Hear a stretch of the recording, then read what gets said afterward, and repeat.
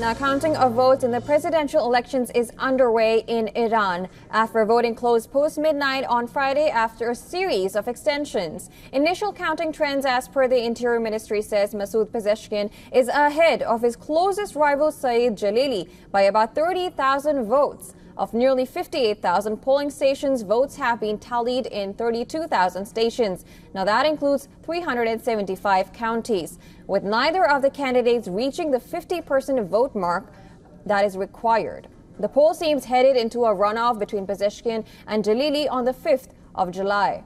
Third in the race, as per early figures, is Mohammad Bagher with over 300,000 votes, followed by Mustafa Mohammadi with over 15,000 votes. This, as a voter turnout was recorded at 40%, or about 24 million people. Now, not much is expected to change for Iran post the results. All four candidates align with the ideologies of the supreme leader, Ayatollah Ali Khamenei, who has held power since 1989. The expectations over little change are also visible in the voter turnout. Public discontent, especially among Iran's youth, has kept voters away in recent elections.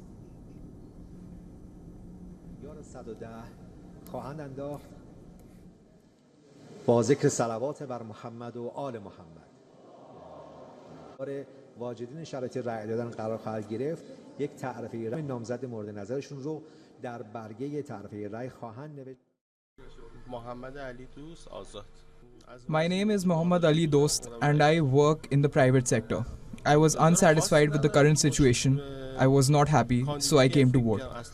I don't expect too much of a change, but I wanted to vote for my favorite candidate. I don't think there would be a big change. I am a student. The cost of education is my challenge as a student, and it has rapidly gone up. Ease of access to higher education is what I expect, which would eventually lead to a better economic situation. While the new president is to be elected, he has very little control over Iran's backing of these groups, its policy on nuclear program, or relations with the West. These matters are directly dealt with by Khamenei. The only thing that then remains on the realms of president are day-to-day government functionalities and the tone of Iran's foreign and domestic policy.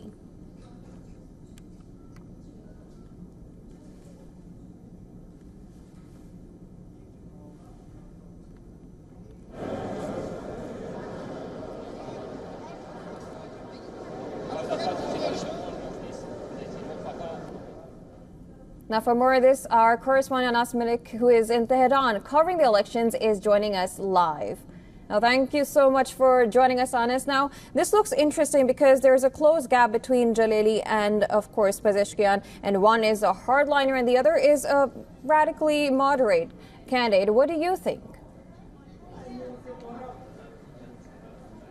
Well, you're absolutely right over there. Masoud Pezeshkian has been riding on the wave of resistance in the country. He's known as a reformist, and there's been this uprising or this sense of discontentment in Iran with the policies of the regime, with the policies of the government, with the policies of the right-wing conservatives. Therefore, now the fact that Masoud Pezeshkian was even allowed to contest itself goes on to show that the Guardian Council of Iran is taking note of the people's sentiments. That is number one. And number two, in case if Masoud Pezeshkian actually gets to be elected, though the chances of that seem very low right now because he's barely leading with a margin of 10 to 15,000 votes, just 10 to 15,000 votes. And Saeed Jalili, in fact, on the other part, on the part of the conservatives, has emerged as a dark horse because the bets were on Bakr Kalibaf to clinch more votes. In fact, there was a lot of informal talk of having Saeed Jalili being having withdrawn in favor of Bakr Kalibaf, but that did not happen. So largely, it is not Masoud Pezeshkian getting votes. Is that a shock or is that a surprise? In fact, Saeed Jalili getting votes over Bakr Kalibaf is the X factor, is the surprise factor in these Iranian elections. Now, a runoff is likely on the cards. I'm standing inside the Ministry of Interior. Behind me is the main presidential election announcement wall. Time to time, the Ministry of Interior spokesperson and officials, they come, they brief the media over here, and then we're expecting in the next 2 hours that the results will be out. More than 24 million votes have been polled, and the counting is currently underway. Out of 482 cities, 408 have been counted for. So we're expecting the results to be announced in the next 2 hours or so, with a runoff likely on the cards, or a runoff almost as certain as it gets. Jyotsna? Right, and you told about these, there's very little seats, and we can see the results coming in very soon. And we see nobody is, reaching the 50% mark. What happens after? So once a candidate is not able to reach the 50% mark, 50% plus one is his own vote, then there is the top 2 candidates go into a second round, and that happens after the following Friday of the election. So that means we might just get to see Iranians going back to polls in a week from now, and in all likelihood that would be quite of an interesting election, because, as I said, while Saeed Jalili has emerged as the dark horse in this race, because the odds of him being there were low, because he's been a conventional diplomat, yes, an IRGC hardliner, yes, one of Iran's leading nuclear negotiator, but at the same time he did not enjoy that much of support or rapport within ground forces, because he's been a conventional diplomat. Remember, in 2013 he was also appointed as a deputy foreign minister back in the day. So he's been more onto the diplomatic side, and him being preferred by the candidates over Bakr Kalibaf, who's been a hardliner IRGC commander, formerly the commander, currently the Speaker of the Majlis, in fact the Speaker of the Parliament. That itself goes on to show the amount of resistance and the amount of choice and the amount of careful due diligence that the voters have done on their part when it comes to voting in these Iranian elections that were held just yesterday.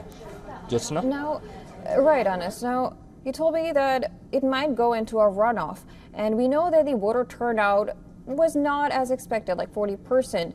Do you think that would the runoff elections influence the voter turnout? It will definitely do that. That is a given. Right now we're seeing voter turnout somewhere between 40%. This is the early counts. It can go up to 45 or 48%. That's welcoming. There are 61 million voters, out of which 24 million have been counted. So that's about 44% votes of the votes polled. Again, overwhelming that way is because the last election that was there in 2021, the voter turnout was considerably disappointing. In fact, in the parliamentary elections earlier this year as well, in March, the voter turnout was not as per expectations of the officials. So in these presidential elections, this has been taken as an opportunity by the people of Iran, by the Iranian people, to come out to express their frustration, their anger towards the government, towards the policies, and to rather channelize it through their vote, because they really believe in change, they really believe in change in policies, and they really believe in a better future. And that is why the scenes that we saw yesterday, quite overwhelming scenes. Out of 61 million registered votes, if you're talking about 24 million being counted, and the counting is still ongoing, as I said, it's about 43% of the votes polled. That's quite remarkable on the part of Iran, going by the history, post-revolution, post 40 years, post 79. So that goes on to show and signify what Iranians think, the mindset, the frustration, the anger, and what their aspirations are with regards to their future. Jyotsna? Right on. Now let's turn our question a little bit. This is, of course, coming in a time where there's a lot of conflict. We know that the Iran-backed Hezbollah is at war in the southern borders. How does the foreign policy look like if either of the candidates are chosen? Can you tell us more on that? Well, when it comes to Western pressures or engagement with West, especially in terms of conflict, not much will be changed. The government of the time, whosoever gets to be elected, will not have much say or sway in it.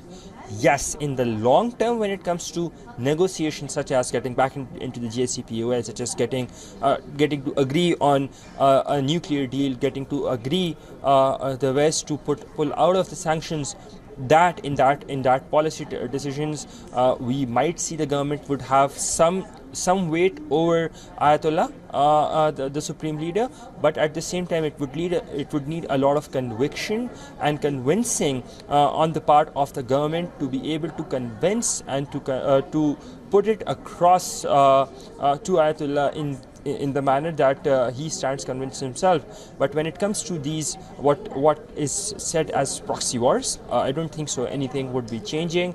The policy will remain the same. We're talking about there have been talks about an Israel-Hezbollah conflict as well. Israel and Lebanon going into conflict, or Israel and Hezbollah going into conflict, largely speaking, and the effects of that have been talked about. In fact, it has been widely reported as well. So in that context, there is a very important SCO meeting just around next week on the 3rd and 4th of July in Astana. And whosoever is the Iranian president, even if they do not have an elected president, the acting president will be traveling, and he will be holding key bilateral meetings, including that with the Russian President Vladimir Putin. So a lot is at stake globally, regionally, and policy-wise. But when it comes to broader implications or giving up policies of the past, I don't think so that would be something that any of the governments or any of the regimes can afford to do. Jyotsna? Right, Anas, you gave an important point there about the SCO meet. Now, of course, we'll be looking at where the progress goes and if we see a runoff match between the two.